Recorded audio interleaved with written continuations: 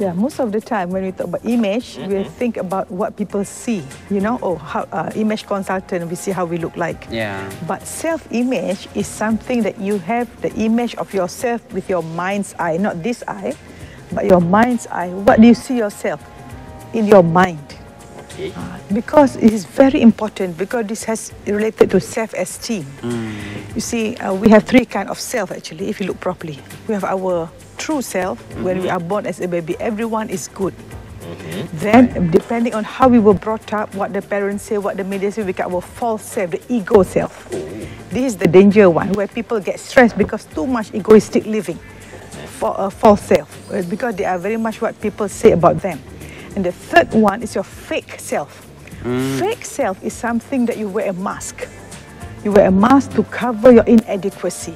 This is when people, you see some people who are very fierce, very nasty, actually deep down, the false self is very bad because of the upbringing or the image of they have on themselves. So that's why this self-image is very important, because you want to unsure, remove this fake self, remove this false self, and live from your true self.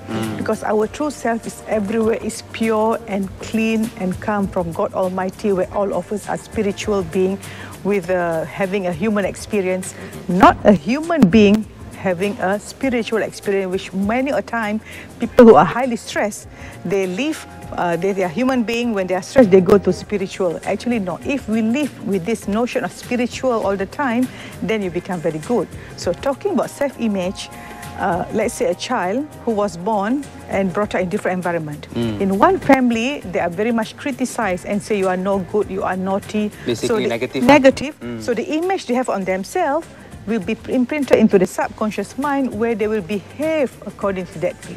So it's very important that all of us change our self-image now. Right. Because the minute we change our self-image, we will go towards that. That's why I'm wondering why we try to lose weight.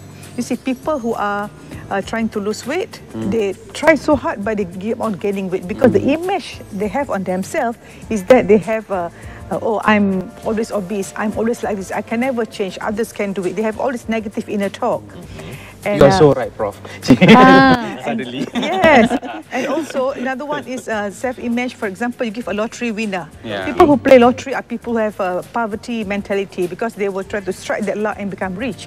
But what happens? Research have shown those who won the lottery, even $1 million, within 3 or 4 years, they back down to where they were before. Because the self-image that they have is poor self-image. So they become poor again.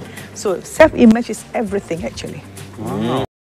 Yeah, the false self sounds like my makeup, right? To cover the inadequacies. Yes, yes, and the fake self. See, that's why you have some people, when they are at home, they are different. Yeah. When they are outside, they are different.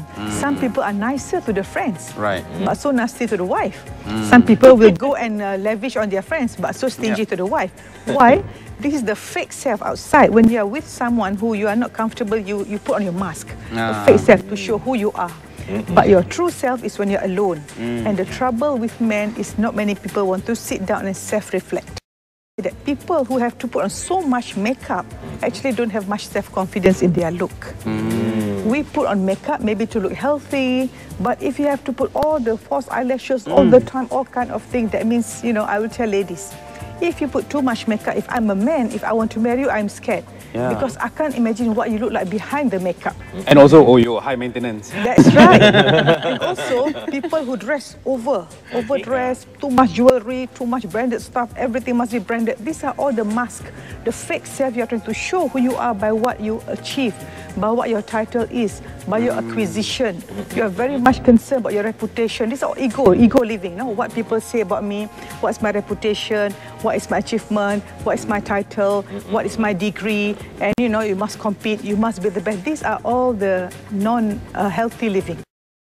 Being a doctor for so long, I've seen so many people who live in this false self, have so many illness. But the first time they see me, they say, oh, doctor, I got migraine, I got stress. I have to see 4 doctors. It has to do with the mind. That's why studies have shown 75% of illness is due to the mind.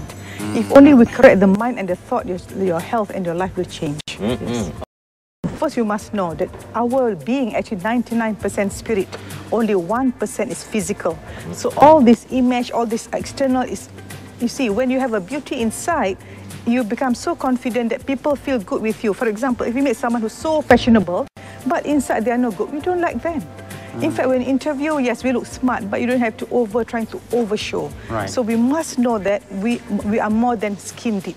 Right. We must remember, we can still, if we ride a bike when we were 10 years old, we can ride a bike. But now at 80 years old, you just give any bike, even if you don't know, you have not made bicycle for how many years, you can still go a bike. Why? Because your physical self that were there when you were 10 years old were no more there. But your spirit is always there since you were born until now. So we live more from the spirit. And the minute your spirit is very strong, all the physical thing is just an addition. It's not the main thing. We have the true self, our baby self when we were born, pure. Right. Then we have the false self, the ego, depending on what the parents tell you. Then the fake self, where you're trying to cover inadequacy. So we remove unshell, the fake self, the false self, go from God consciousness to your true self, because one day we're going to face God to go back where we came from. Wonderful. Thank you so much, Prof. It's always a you. pleasure having you this morning.